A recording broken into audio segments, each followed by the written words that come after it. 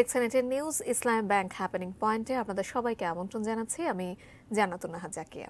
দর্শক, আগামীকাল 17 মে বিশ্ব টেলিযোগাযোগ ও তথ্য সংঘ দিবস 2024। সারা বিশ্বে নয় বাংলাদেশে উদযাপিত হবে এই দিবসটি এবং এবারে যে প্রতিপাদ্য রাখা হয়েছে সেটা হচ্ছে ডিজিটাল উদ্ভাবন, টেকসই উন্নয়ন। আপনারা জানেন যে জাতিসংঘ ও ডিজিটাল প্রযুক্তি খাত বিষয়ক বিশেষায়িত সংস্থা ইন্টারন্যাশনাল টেলিকমিউনিকেশন ইউনিয়ন ITU এর 193টি দেশ এবং সদস্য রাষ্ট্রের মতো বাংলাদেশেও কিন্তু ডাক ও টেলিযোগাযোগ বিভাগ এবং BTRC নানা কর্মসূচির মধ্য দিয়ে এই দিবসটি পালন করে আসছে এবং এই দিবসকে সামনে রেখে ডিজিটাল যে উদ্ভাবন বা অভাবনীয় উন্নয়ন আমরা ইতোমধ্যেই করেছি বাংলাদেশে, সে নিয়ে আমরা আমাদের অতিথির সঙ্গে আজকে কথা বলবো। আমাদের আজকের যে হ্যাপেনিং পয়েন্ট তারও বিষয়ে আমরা রেখেছি ডিজিটাল উদ্ভাবন এবং টেকসই উন্নয়ন। আমাদের অতিথি হিসেবে আজকে উপস্থিত আছেন আমাদের স্টুডিওতে ইমদাদুল হক, সভাপতি internet service provider association of Bangladesh ISPAB। আপনাকে স্বাগত জানাচ্ছি আমাদের আয়োজনে। ধন্যবাদ আপনাকে আমাকে এটিএন নিউজে আমন্ত্রণ জানানোর জন্য। একদম শুরুতে আপনার কাছে জানতে চাই যে লক্ষ্যটা হচ্ছে ডিজিটাল বৈষম্যহীন টেলিযোগাযোগ ব্যবস্থা উন্নয়ন এবং শুরুতে এই দিবসটির গুরুত্ব এবং তাৎপর্য সম্পর্কে আপনার কাছ থেকে জানতে চাই। যেহেতু আগামীকাল বিশ্ব টেলিযোগাযোগ ও তথ্য সংঘ দিবস, আমি ISP অ্যাসোসিয়েশনের পক্ষ থেকে সবাইকে শুভেচ্ছা জানাই, অগ্রিম শুভেচ্ছা।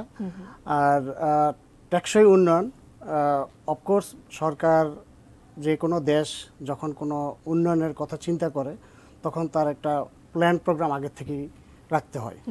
এই প্ল্যান প্রোগ্রামের কার্যক্রম হিসাবে আমি 1996 সন থেকে এই ইন্ডাস্ট্রির সাথে জড়িত। 96 সন থেকে যখন বাংলাদেশে প্রথম অনলাইনে যাওয়ার জন্য দুটো কোম্পানিকে লাইসেন্স দেওয়া হয়, তখনও এই সরকারি ক্ষমতায় ছিল।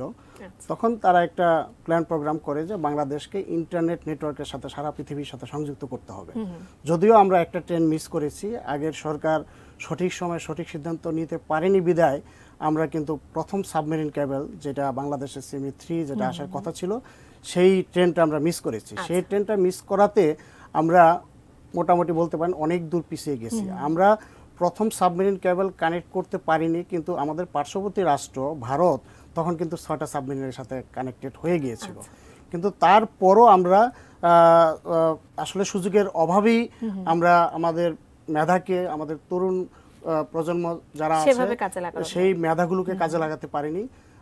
96 সনে যখন বর্তমান সরকার, আওয়ামী লীগ সরকার যখন ক্ষমতায় আসলো, তখন দুটো কোম্পানিকে প্রথম ইন্টারনেট সেবা দেওয়ার জন্য লাইসেন্স দেওয়া হলো। আপনারা হয়তো স্মরণ করতে পারেন যে ভিসেটের মাধ্যমে তখন আমরা সেই সেবাটা প্রথম শুরু করি। তখন কিন্তু টেলিফোন লাইন, পর্যাপ্ত টেলিফোন লাইন ছিল না। আমরা ইন্টারনেট সেবা দিতে সেই সময় আমাদের একমাত্র অবলম্বন ছিল টেলিফোন লাইন। টেলিফোন লাইন ছাড়া, বিশেষ করে TNT telephone line, TNT telephone line তখন সোনার হরিণ ছিল, তখন আসলে অ্যাভেলেবেল ছিল না। আমার মনে হয় ঢাকা এবং বিভাগীয় শহরগুলি তো খুব বেশি টেলিফোন লাইন ছিল না, এবং চাওয়া মাত্র যে আমি টেলিফোন লাইন পাবো তারও কোনো সুযোগ ছিল না। সেই যাত্রা, সেটাই ছিল আমাদের প্রথম যাত্রা। আমরা টেলিফোন লাইনের মাধ্যমে, ডায়াল আপ সেবার মাধ্যমে আমরা প্রথম ইন্টারনেট সেবা শুরু করি। তার কিছুদিন পর যখন আমরা দেখলাম যে টেলিফোন পেনিট্রেশন বাড়ানো যাচ্ছে না, তখন আমরা একটা সময় PBX এর মাধ্যমে আমরা ইন্টারনেট সেবা দেওয়ার চেষ্টা করতাম। PBX সেবা দিতে যাওয়ার পরে এখন চাহিদা এত বেড়ে গেল এবং টেকনোলজিও দিন দিন এগুচ্ছে, তখন আমরা চিন্তা করলাম যে না, এভাবে তো সম্ভব না, কারণ জনগণের চাহিদা প্রচুর কিন্তু আমরা সেবা দিতে পারছি না। তখন আমরা চেষ্টা করলাম যে নতুন টেকনোলজি, সেটা কেবল মডেম সার্ভিস। আমরা 2-3টা কোম্পানি, তখন আরো কয়েকটা লাইসেন্স অলরেডি চলে এসেছে। তখন দুটো কোম্পানি আমার মনে আছে যে প্রথম তারা কেবল মডেম সার্ভিস, তার মানে টেলিফোন লাইন বাদ দিয়ে ব্রডব্যান্ডের প্রথম ভার্সন বাংলাদেশে প্রথম শুরু হয়। সেটা আমি বলবো 98-99 সনের কথা। তখন আমরা কেবল মডেমের মাধ্যমে সেবা দেওয়া শুরু করি। তার পাশাপাশি SDSL, ADSL সেই সেবাটাও আমাদের দেশে তখন জনপ্রিয় হওয়া শুরু হয়। আচ্ছা, দেশে কত শতাংশ মানুষ এখন ইন্টারনেট সেবাটা ব্যবহার করছে? আমি জাস্ট আপনার কোশ্চেনে আসছি। সেই সময়ে আপনার পার্সেন্টেজে আসবে না। আমি যখন সেই 96 থেকে 2000 সনের কথা বলবো, প্রেক্ষাপট বলি, তখন কোনো পার্সেন্টেজই আমরা পড়ি না। তখন সরকার ওই সময়ে আরেকটা বড় সিদ্ধান্ত নিয়েছিল যে সাবমেরিন কেবলের সাথে বাংলাদেশের সাথে কানেক্টেড করতে হবে। সেই 96 থেকে 2001 পর্যন্ত সেই ভিত্তিপ্রস্তর স্থাপন করা হয়, সেই সাবমেরিন কেবল কানেক্ট করার জন্য সরকার বিভিন্ন কোম্পানিগুলোর সাথে যোগাযোগ করে এবং সাবমেরিন কেবলের যাতে বাংলাদেশে কানেক্ট হয় সেই ব্যবস্থাটা করে দিয়ে গেছিলেন। তারপর 2005-এ যে আমরা প্রথম সাবমেরিন সেমিপোর্টের সাথে আমরা কানেক্টেড হই। কানেক্টেড হওয়ার আগ পর্যন্ত কিন্তু আপনি যে পার্সেন্টেজের কথা বলছিলেন আমরা কিন্তু ওই পার্সেন্টেজে পড়ি না আসলে। জাস্ট কিছু সুবিধা, মানে আমি বলবো যে যারা সমাজের একটা উপর স্তরে যারা আছে তারাই শুধু এই সুযোগটা পেত, কারণ ইন্টারনেটের প্রাইস এত বেশি ছিল যে আপনি 64 kbps ব্যান্ডউইথ তখন আমরা কয়েক লক্ষ টাকা দিয়ে কিনতাম এবং এটাকে শেয়ার করে আমরা 1 mbps ব্যান্ডউইথ বিক্রি করতাম তখন 1 লাখ টাকার উপরে। কিন্তু এটা তো সাধারণ জনগণ তো এই ব্যান্ডউইথ বা এই প্রাইসে কোনোভাবেই ক্রয় ক্ষমতা তাদের বাইরে। তখন যখন আমাদের 2005-এ যখন সিমি-4 আমাদের কানেক্টেড হলো বাংলাদেশের সাথে, তখন আসলে দৃশ্যপট, বিশেষ করে আমরা যদি বলি ইন্টারনেটের দৃশ্যপট, তখন সেটা অনেকাংশে চেঞ্জ হয়ে গেল। সেই 1996 সাল থেকে 96 সন থেকে 2005 পর্যন্ত আমি বলবো যে একেবারে যে খুব বেশি আমরা এগিয়েছি তা না, কিন্তু আমাদের ওই সময় সরকার একটা সঠিক সিদ্ধান্ত নিয়েছিল, একটা প্ল্যান করেছিল যে বাংলাদেশকে সারা পৃথিবীর সাথে বিচ্ছিন্ন নয়, সারা পৃথিবীর সাথে সংযুক্ত করে বাংলাদেশকে এগিয়ে নিয়ে যেতে হবে। সেই লক্ষ্য নিয়ে যখন আমরা এগুচ্ছিলাম, তারপর দেখা গেল যে অনেক উত্থান পতন হয়েছে। অবশ্যই সেটা সব জায়গায় থাকে। 2005 পর্যন্ত কথা আপনি বলছিলেন, সেই 2005 থেকে যদি আমরা 2024-এ আসি, 2005 থেকে 2009 পর্যন্ত আরেকটা প্রেক্ষাপট। সেই সময়ে আমরা আসলে খুব বেশি দূর এগুতে পারিনি। আমি বলবো যে ওই আগের গতি আস্তে আস্তে আস্তে আস্তে এগুচ্ছে। 2009-এর পরে আমি বলবো যে প্রেক্ষাপট আবার চেঞ্জ হয়েছে। আবার চেঞ্জ হয়েছে কিভাবে? ইন্টারনেট, বিশেষ করে সাবমেরিন কেবলের যে প্রাইস ছিল 85,000 থেকে সেটাকে প্রায় 14,000 টাকায় নামিয়ে আনা হয়েছে। তখন আমরা চেষ্টা করলাম যে এখন ব্রডব্যান্ড সেবাটা দেওয়া যায়। তখন টেকনোলজিও চেঞ্জ হয়ে গিয়েছে। আমরা বিশেষ করে আমি বলবো টেলিফোন লাইনের উপর আমাদের বলবো যে আর কোনো নির্ভরশীলতা নেই। আমরা নিজেরা নেটওয়ার্ক স্থাপন করেছি, ফাইবার অপটিক কেবল চলে এসেছে, আমরা সারা দেশে তখন ফাইবার অপটিক ডেপ্লয় শুরু করলাম। এবং 2009-এর আগ পর্যন্ত আমাদের মাত্র 7 লক্ষ গ্রাহক ছিল। আচ্ছা। এবং ব্যান্ডউইথের পরিমাণ খুব বেশি না। 7 লক্ষ গ্রাহককে আমরা যে একবার রিমার্কেবল কোনো ব্যান্ডউইথ আমরা তখন আমরা আচ্ছা, সরকারিভাবে কি রকম পৃষ্ঠপোষকতা আপনি পেয়েছেন বা আপনারা পেয়েছেন সামগ্রিকভাবে, সেটা আমরা আপনার কাছ থেকে জানবো। তবে আমাদের হ্যাপেনিং পয়েন্টের আয়োজনে একটা দর্শক বিরতি নেবার সময় হয়ে গেছে। আমরা একটা বিরতির পর ফিরছি, আমাদের সাথেই থাকুন।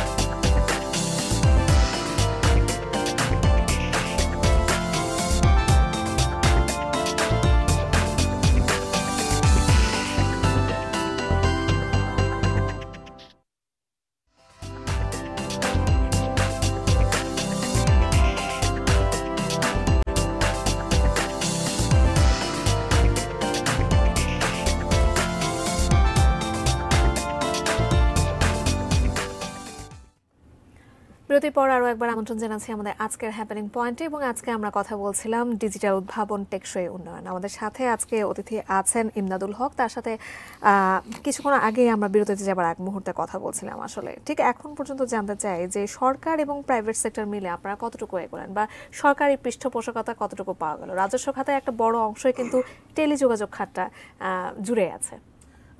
আবারও ধন্যবাদ আপনাকে। আমি বলবো যে আমি যেই জায়গাটাতে শেষ করেছিলাম বিরতির পূর্বে, সরকারের সহযোগিতা ছাড়া আসলে কোনো প্রাইভেট সেক্টরে কোনো দেশে এগোতে পারে না, এগুলো সম্ভব না। 2009-এ আমরা চেষ্টা করলাম সরকারের সহযোগিতায় সাধারণ জনগণের কাছে আসলে ইন্টারনেটটা পৌঁছানো। এর আগ পর্যন্ত এলিট শ্রেণী বা একটা শ্রেণীর কাছে শুধু ইন্টারনেটটা ছিল। 2009-এর পরে আমরা সাধারণ জনগণের কাছে স্বল্প মূল্যে ইন্টারনেট নিয়ে যাওয়ার চেষ্টা করি এবং আমি বলবো যে অনেকাংশে আমরা সফল হই। 2009-এর আগ পর্যন্ত যেখানে 7 লক্ষ গ্রাহক ছিল, আজকে যদি আপনি অ্যাজ অফ টুডে আপনি যদি বলেন যে ব্রডব্যান্ড সেবা, আমরা ব্রডব্যান্ড সেবা আমাদের প্রায় 1,50,00,000 গ্রাহক।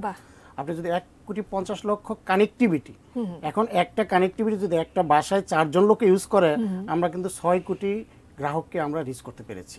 তার পাশাপাশি আমাদের মোবাইল অপারেটর আছে, তারাও প্রায় 11 কোটির উপরে গ্রাহককে তারা ইন্টারনেট পৌঁছে দিতে পেরেছে। এটা আসলে সরকারের সহযোগিতা ছাড়া কোনো অংশে সম্ভব ছিল না বা হতো না। 2009-এর পরে সরকার আরেকটা পরিকল্পনা নিল যে আমাদের একটা সাবমেরিন কেবল, এটা কোনো কারণে যদি ইন্টারাপ্ট হয়, কোনো কারণে যদি মেইনটেনেন্সে যেতে হয়, তখন কিন্তু আমরা সারা পৃথিবীর সাথে আবার ডিসকন্টিনিউ হয়ে যাব। তখন আবার দ্বিতীয় সাবমেরিন সিমি 5 সেটা বাংলাদেশের সাথে 2013-তে আবার সংযুক্ত হলো। তার পাশাপাশি আমি বলবো যে সরকার আরো ভালো কিছু সিদ্ধান্ত নিয়েছে। আরো 3টা প্রাইভেট এন্টিটি যারা সাবমেরিন কেবলের লাইসেন্স দেওয়া হয়েছে। তার পাশাপাশি সরকারও সিমি 6 কানেক্ট করতে যাচ্ছে আগামী বছরের মধ্যে।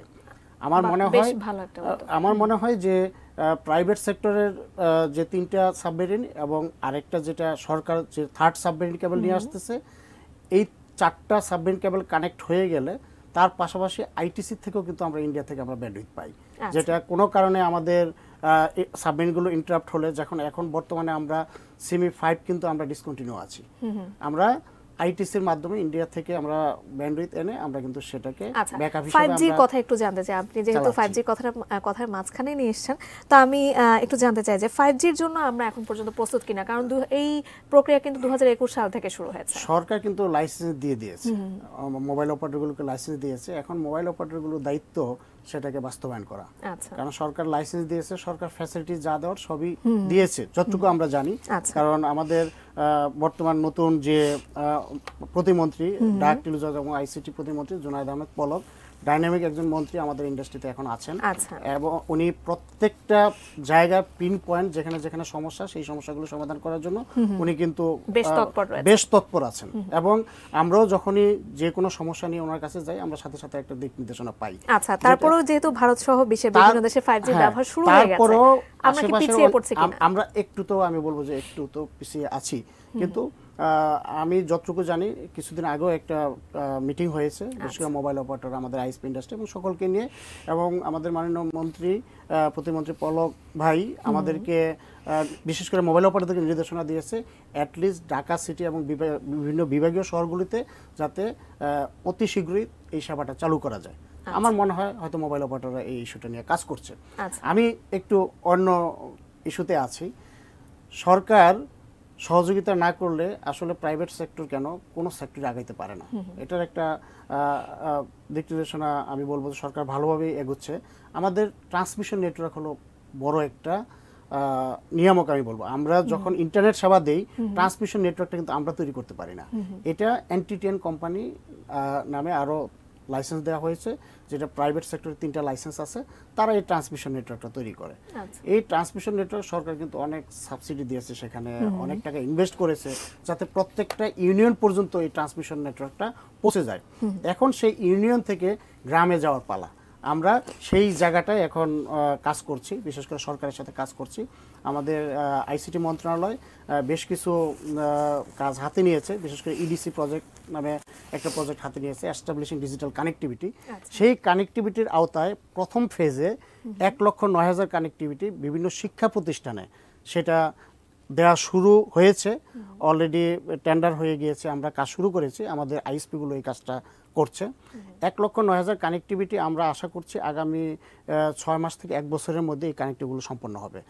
এই কানেক্টিভিটিগুলো সম্পন্ন হওয়ার পরে যদি আমরা আমাদের যতগুলো গ্রাম আছে প্রত্যেকটা গ্রামে যদি আমরা কানেক্টিভিটি নিয়ে যেতে পারি, তাহলে এই যে ডিজিটাল ডিভাইড বা আমাদের প্রত্যন্ত অঞ্চলের জনগণকে ইন্টারনেট সেবা তারা পাচ্ছে না, তাদের যে অভিযোগ, সেটা থেকে আমার মনে হয় অনেকাংশে আমরা বেরিয়ে আসতে পারবো। আমি অভিযোগ প্রসঙ্গে আসতে চাচ্ছিলাম, কারণ এতক্ষণ পর্যন্ত আপনারা যে সেই 1996 থেকে ধাপে ধাপে ধাপে এখন পর্যন্ত যে কাজগুলো করে আসছেন এবং মানুষের কাছে পৌঁছাচ্ছেন, তারও কিন্তু মানুষের নানা রকম অভিযোগও সামনে চলে আসছে। সেখানে ইন্টারনেটের গতির কথা আছে, ইন্টারনেটের দাম বৃদ্ধির কথা আছে। দেখা যাচ্ছে যে বিটিএসএল থেকে কিন্তু আসলে ব্রডব্যান্ডের দাম কমানো হলেও ইন্টারনেট সার্ভিসের ক্ষেত্রে কিন্তু তারা বেশ দামে আসলে কিনে নিচ্ছেন। এই প্রসঙ্গে তারা প্রায় সময় একটা অভিযোগ করেন, এবং পাশাপাশি এককভাবে মনোপলি ব্যবসার একটা চেষ্টা করা হয় মাঝে মাঝে, আমরা যেটার কথা শুনে আসছি। এই সামগ্রিক অভিযোগ সম্পর্কে আমি এই জায়গাটাতে আপনার সাথে খুব বেশি দ্বিমত করব না। এখানে আমাদের সাধারণ জনগণকে নিয়ে আমরা কাজ করি, জনগণের কাছ থেকে অনেক অভিযোগ আছে এবং সেগুলো আমরা চেষ্টা করি যে সরকারের সাথে বসে সমস্যাগুলো সমাধান করতে।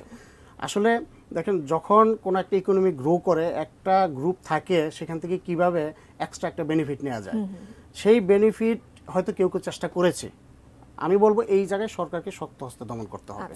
আমরা জানি যে ট্রান্সমিশন নেটওয়ার্ক নিয়ে ভীষণ একটা অভিযোগ আছে, আমাদেরও আছে, এবং ইন্ডাস্ট্রি থেকে যে ট্রান্সমিশন নেটওয়ার্ক মাত্র 3টা কোম্পানি এই বিজনেসটা করছে, এটাকে যাতে আরেকটু বৃদ্ধি করা যায়, আরো কিছু কোম্পানিকে যদি লাইসেন্স দেওয়া যায়, তাহলে হয়তো আমরা এই অভিযোগ থেকে বেরিয়ে আসতে পারবো। তার পাশাপাশি সাধারণ জনগণের সঠিক ব্যান্ডউইথটা প্রাপ্তি নিয়ে একটা অভিযোগ আছে। সেখানে আমাদের দেশে আমরা তো 3000 অপারেটর আমরা সার্ভিস দেই, তার পাশাপাশি কিন্তু কিছু অবৈধ অপারেটর আছে অবশ্যই, যারা অনেক সময় শুধু একটা গ্রুপের আছে যে তাদের শুধু টিভি সার্ভিস দেওয়ার কথা, কিন্তু তার পাশাপাশি তারা ইন্টারনেট সেবাটাও দিচ্ছে, কিন্তু তারা তো কোনো নিয়ম নীতি বা কোনো রুলস রেগুলেশনে নাই, তার কাছে লাইসেন্স নাই, হয়তো আরেকজনের কাছ থেকে ব্যান্ডউইথ নিয়ে সে ওই সেবাটা দিচ্ছে, সে কিন্তু কমিটেড না, বিটিআরসির কাছে তার কোনো অব্লিগেশন নাই, তার জবাবদিহিতা নাই। আসলে ব্যবস্থা নিচ্ছে সেই জায়গাটাতে আমরা আমাদের কমপ্লেইন রেজ করেছি বিটিআরসির কাছে। বিটিআরসি অনেক জায়গায় তারা বিভিন্ন আইন প্রয়োগকারী সংস্থাকে নিয়ে বিভিন্নভাবে তাদেরকে আইন প্রয়োগকারী সংস্থার আন্ডারে নিয়ে এসছে, এবং এখনো বাকি আছে। এখনো বড় ধরনের একটা অভিযান আমার মনে হয় ইন্ডাস্ট্রিতে দরকার, যে সাধারণ জনগণকে জিম্মি করে যাতে কেউ ব্যবসা করতে না পারে। এলাকা দখল বা কোনো একটা বিল্ডিং দখল বা কোনো একটা থানা আমি ব্যবসা করবো আর কাউকে করতে দিব না, এই ধরনের প্রবণতা কিন্তু আমাদের মধ্যে আছে। আমরা নানা রকম অভিযোগ প্রসঙ্গে বলছিলাম, মনোপলি ব্যবসার কথা বলছিলাম, এবং সেই সাথে ইন্টারনেট গতি নিয়ে যে আসলে ক্লায়েন্টদের অভিযোগ আছে সে প্রসঙ্গে জানাম। আর কি কি চ্যালেঞ্জ এই মুহূর্তে এই খাতটা আসলে সম্মুখীন হচ্ছে? আমাদের বেশ কিছু চ্যালেঞ্জ আছে। আমি বলবো যে আমাদের প্রথম চ্যালেঞ্জ হলো, আমরা যারা ইন্টারনেট ব্যবসা করি, বিশেষ করে বিভিন্ন ধরনের লাইসেন্স আছে আমাদের, licence, national licence, division licence, থানা লাইসেন্স এবং জেলা লাইসেন্স, এই 4টা লেয়ারের লাইসেন্স আছে। কিন্তু বিটিআরসি থেকে, বিশেষ করে বিটিআরসি তো আমাদের এই লাইসেন্সগুলো দেয়, সেই জায়গায় বর্তমানে আমাদের আপগ্রেডেশন বন্ধ আছে। বিশেষ করে লাইসেন্স আপগ্রেড না করলে, আমি আজকে একটা থানা আমি ফুল কভার করে ফেলেছি, আমি এখন ব্যবসাটাকে বড় করতে চাই, আমি জেলাতে যেতে চাই বা আরো কয়েকটা থানাতে যেতে চাই, আমাকে যদি সেই সুযোগটা দেয়া না হয়, তাহলে কিন্তু আমি আর ব্যবসাটাকে বড় করতে পারবো না, আমি সেখানে ইনভেস্ট করব না, এবং আমি কোয়ালিটি সার্ভিস নিয়ে আসতে পারবো না। তার মানে আমি ব্যবসা বড় করব, তার পাশাপাশি কেউ যদি জোরে যায় জোরে যাবে, কিন্তু আমার সেই সুযোগটা থাকতে হবে যে আমি যাতে বিজনেসটাকে বড় করতে পারি, বড় করার জন্য আমি লাইসেন্সটাতে আপডেট করতে পারি। এই জায়গায় পলিসি মেকার, বিশেষ করে আমাদের বিটিআরসি এবং আমাদের ডাক টেলিযোগাযোগ মন্ত্রণালয়ের মাননীয় প্রতিমন্ত্রী, সচিব এবং যারা দায়িত্বে আছেন, তাদের প্রতি ইন্ডাস্ট্রির কাছ থেকে একটা হাম্বল রিকোয়েস্ট থাকবে এই জায়গাটাতে যাতে তারা একটু নজর দেয়। আমাদের দ্বিতীয় সমস্যা হলো, আমরা কিন্তু ভ্যাট ট্যাক্স বিভিন্ন জায়গায় প্রায় 4টা-5টা লেয়ারে আমরা ভ্যাট ট্যাক্স দিই। আমি যখন ব্যান্ডউইথ কিনতে যাই সেখানে আমি ভ্যাট দিই, কাস্টমার কাছে যখন বিক্রি করতে যাই ভ্যাট দিই, এনটিটিএনের কাছে যখন ট্রান্সমিশন নিতে যাই সেখানে আমি ভ্যাট দিই। তার পাশাপাশি আমাদের ট্যাক্সের পরিমাণও, বিশেষ করে আমরা যারা আইএসপির ব্যবসা করি, আজ পর্যন্ত আমরা ট্যাক্সের কোনো বেনিফিট পাইনি। আচ্ছা, এটা নিয়ে তো আপনারা ইতিমধ্যে কথাও বলেছেন, আমরা অনেকবার কথা বলেছি, আমরা আইটিএস এর অন্তর্ভুক্ত হই না। ইভেন আমি আপনাকে একটা কথা বলতে চাই যে আমাদের মাননীয় প্রধানমন্ত্রী, উনি আমাদের ইন্ডাস্ট্রির অনেক ভালো ভালো কাজ করে দিয়েছেন, ওনাকে আমরা বোঝাতে সক্ষম হয়েছি যে আইএসপি সেক্টরকে আইটিএস এর অন্তর্ভুক্ত করা উচিত। উনি সেটা নির্দেশনাও দিয়েছেন, বাট দেখা যায় যে অনেক ক্ষেত্রে যায় সেটা বাস্তবায়ন হয় না। আমরা আসলে অন্তরায়গুলো কি, সেখানে অন্তরায় আসলে ইনফ্যাক্ট সরকার যেহেতু এনবিআর, তাকেও ফান্ড কালেক্ট করতে হয়, ফান্ড কালেক্ট করে দেশ পরিচালনা করার জন্য কাজ করতে হয়, কিন্তু অনেক ক্ষেত্রে হয়তো আমি বলবো যে হয়তো আমাদেরই ব্যর্থতা, আমরা এনবিআর কে বুঝাইতে পারিনি, প্রধানমন্ত্রীকে বুঝাতে পেরেছি কিন্তু এনবিআর কে বুঝাতে পারিনি। আশা করি এনবিআর এই বছর নতুন বাজেট আসছে, এই বাজেটে এনবিআর এই জিনিসটাকে বিবেচনায় নিবে। আমরা চেষ্টা করছি এবং এনবিআরও আমাদেরকে আশ্বস্ত করেছে তারা এই জিনিসটা দেখবে। এটা দেখা উচিত, ভবিষ্যতে এর একটা সুফল দেখতে পাবো। তথ্য প্রযুক্তি সেবার ক্ষেত্রে সারা বিশ্বের সাথে সংগতি রেখে একই পর্যায়ে থাকা, আন্তর্জাতিক বাজারের সঙ্গে সহজে বিচরণ এবং উদ্ভাবনী শক্তিকে কাজে লাগানো, এই ধরনের যে ক্ষেত্রগুলো, সেটা সারা বিশ্বের জন্য টেলিযোগাযোগের একটি অভিন্ন স্ট্যান্ডার্ড থাকা দরকার। সেটা কি আমাদের আছে কিনা? আমি বলবো আমাদের এখন পর্যন্ত আমরা 100% করতে পারিনি, কিন্তু আমরা কিন্তু সেই পথে হাঁটছি। আপনি দেখেন স্ট্যান্ডার্ডের কথা যদি বলেন, প্রথমে আমাদের ছিল বিসেট, বিসেট থেকে আমরা স্ট্যান্ডার্ড সার্ভিস পাচ্ছিলাম না, তারপরে আমরা গেলাম সাবমেরিন কেবলে, একটা সাবমেরিন কেবল, ইস্টার্ন এবং ওয়েস্টার্ন যদি আমরা দুই ভাগে ভাগ করি তাহলে আমার 2টা সাবমেরিন দরকার, আমাদের 2টা সাবমেরিন হলো।